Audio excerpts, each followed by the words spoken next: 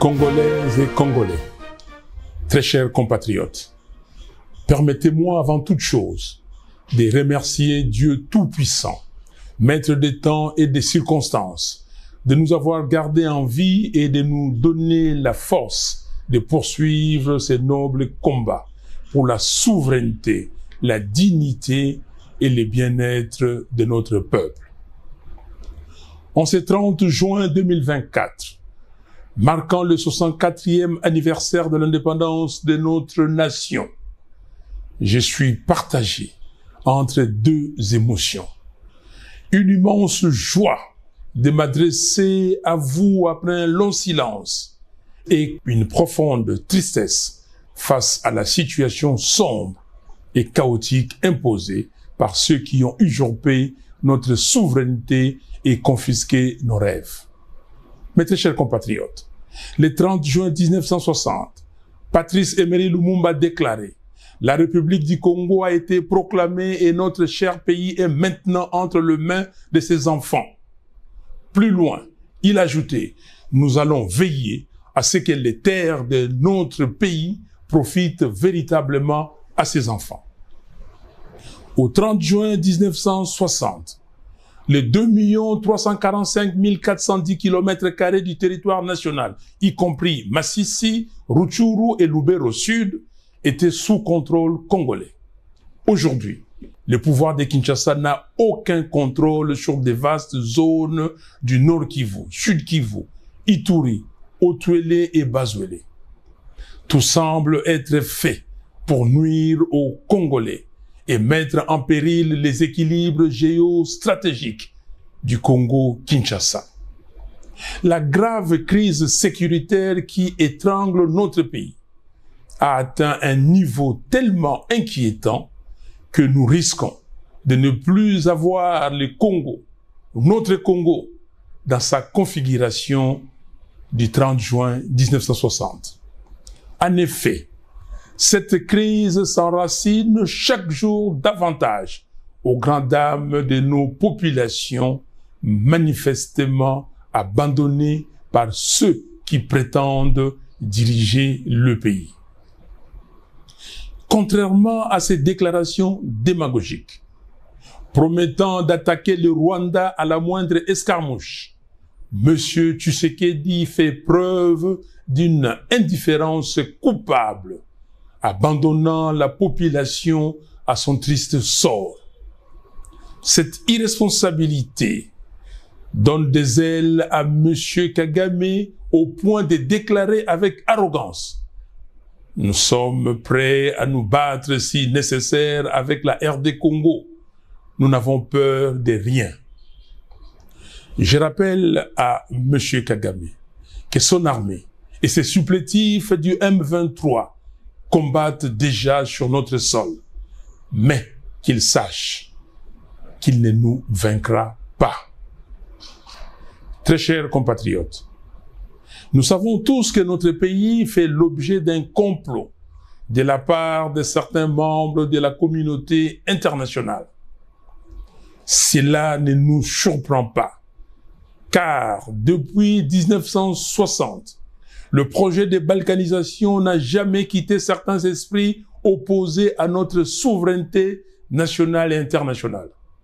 Cependant, ce qui me ronge profondément, c'est de savoir que parmi nous, il y a des pions, certains conscients, d'autres non conscients, tapis dans nos institutions, œuvrant contre les intérêts du pays. Ceci est extrêmement grave. Dans une méconnaissance flagrante de la gestion des priorités, M. Félix Tshisekedi préfère se livrer à son sport favori, des voyages inutiles à travers le monde. Il refuse de se rendre à Beni, à Butembo, à Goma, à Mungwalu ou ailleurs pour être aux côtés d'une population en détresse, compatir à son malheur et surtout trouver des solutions adaptées à la situation. Nous avons alerté à plusieurs reprises la communauté internationale sur la tentative d'extermination d'une partie du peuple congolais. Nous continuons de constater malheureusement son indifférence face à la tragédie congolaise qui dure depuis plus de 25 ans maintenant. Personne ne se préoccupe d'exhumer les rapports mapping de l'ONU, délibérément bloqués dans les tiroirs, privant ainsi des millions de victimes congolaises du droit à la justice. Comment comprendre que l'ONU et les forums internationaux discutent de la guerre en Ukraine, en Israël et à Gaza, tout en ignorant les 10 millions de morts et plus de 7 millions de déplacés internes congolais à cause de la guerre que le Rwanda et l'Ouganda nous imposent. Face à l'absence de l'État, à la complicité apparente du pouvoir en place et à l'indifférence de la communauté internationale dans les génocides congolais, il est clair que le salut de notre peuple doit être recherché au plus profond de nous-mêmes. Nous devons puiser les énergies nécessaires pour déclencher un sursaut patriotique tel que proclamé dans notre hymne national, Debout Congolais. Chers compatriotes, depuis 2019, les scandales de corruption et de détournement des deniers publics se sont multipliés, totalisant des sommes colossales, tandis que l'armée en guerre manque cruellement de ressources.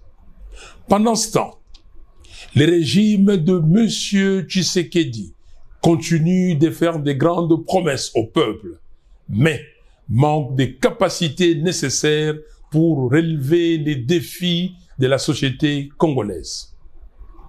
J'entends tous les jours vos cris de détresse face à la misère sociale, vos récriminations et plaintes sur la vie chère, sur la dépréciation du franc congolais par rapport au dollar, sur le manque d'infrastructures routières, aéroportières et portuaires, sur le manque d'accès à l'eau potable et à l'électricité, sur le manque de soins de santé, sur le manque d'emploi, sur la dégradation de la qualité de l'enseignement et sur les autres fléaux qui rongent la République.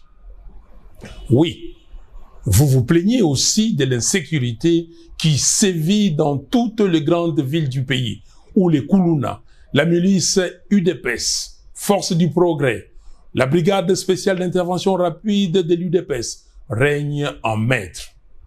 Dans certains quartiers de Kinshasa, il faut même l'autorisation des Kuluna pour y accéder. Comme on peut le voir, le gouvernement de M. Félix Tshisekedi est fondé sur la démagogie, le mensonge, la diversion, la distraction, la corruption et la violence. Ce gouvernement entretient l'illusion que tout va bien, alors que la réalité est tout autre. La qualité de vie des Congolais se dégrade à mesure que la corruption et les vols s'aggravent. Congolaises et Congolais, en décembre 2023, dans une totale opacité, la CENI a organisé un simulacre d'élection qui a bénéficié à M. Tshisekedi et à son union sacrée, coûtant plus de 1,3 milliard de dollars aux contribuables congolais pour produire des institutions totalement illégitimes.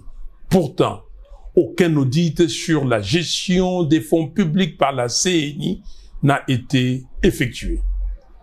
L'Assemblée nationale et le Sénat, comme les autres institutions du pays, dépensent l'argent des Congolais sans aucun devoir de redevabilité.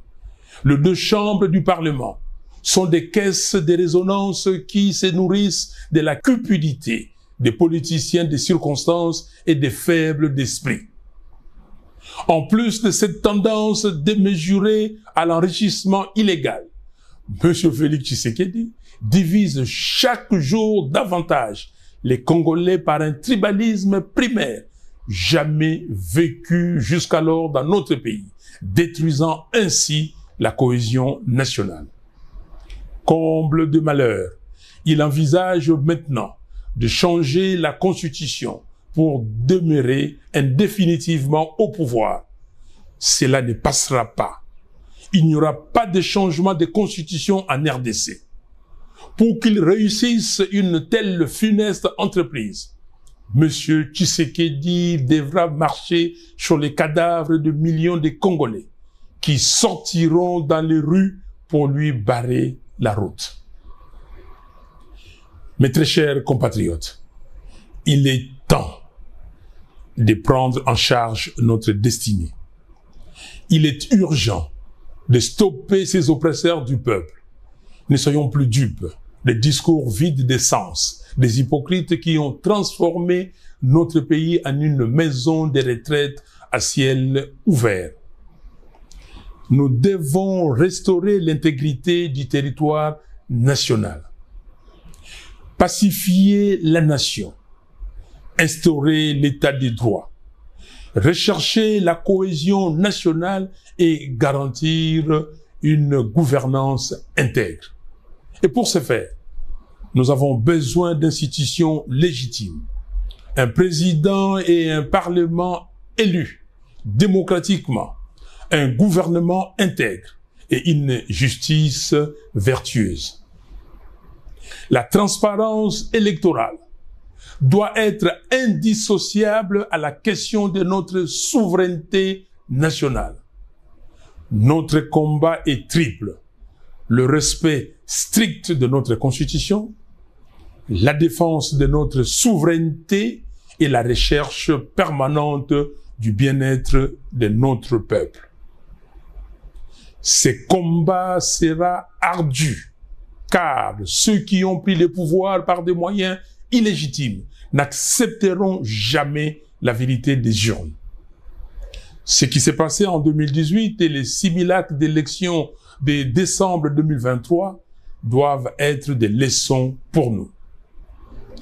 En attendant, j'exige la publication des barèmes des rémunérations et des avantages divers pour tous les agents publics de l'État, du président de la République jusqu'au huissier de la fonction publique.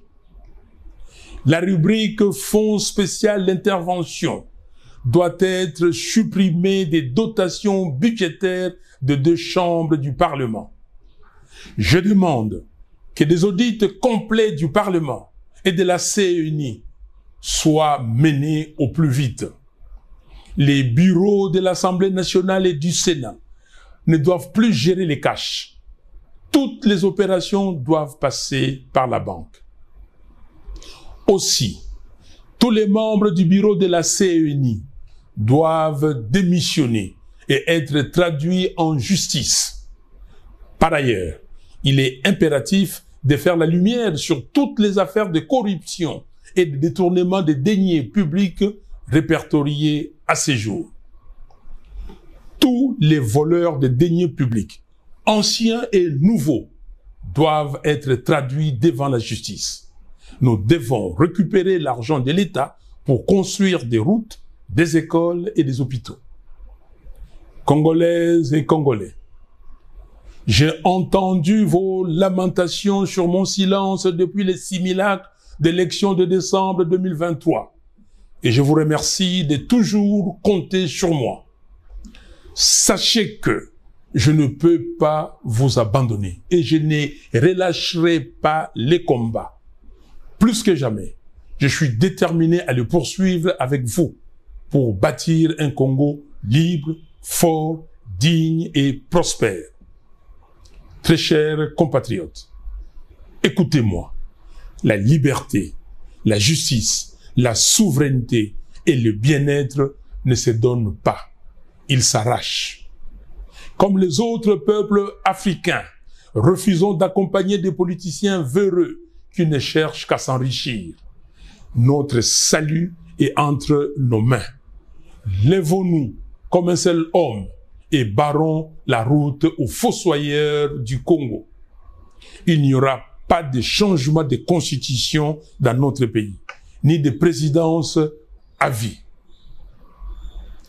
Congolaises et Congolais, dans la quête de dignité pour notre peuple, Je rends hommage à ceux qui ont payé de leur vie et aux héros vivants qui portent les stigmates du combat, convaincus qu'un jour, notre pays sera libéré et engagé sur la voie de la démocratie et du développement. Je salue la mémoire de nos concitoyens qui ont perdu la vie au Nord Kivu, au Sud Kivu, en Ituri, au Haut-Ouélé, au Bas-Ouélé, au Maïndombe, au Kwilu et au Kwango, à cause de la convoitise de nos richesses naturelles par le Rwanda et l'Ouganda et de l'inaction des gouvernants depuis 2006. Je pense aussi aux 7 millions de nos compatriotes déplacés internes dans leur propre pays. J'ai compati avec tous nos compatriotes victimes de l'insécurité qui règne dans le pays, résultat des actions avilissantes des milices de certains partis politiques bien identifiés. Je rends hommage au sacrifice de ceux qui ont lutté pour la souveraineté, la liberté et la dignité des Congolais.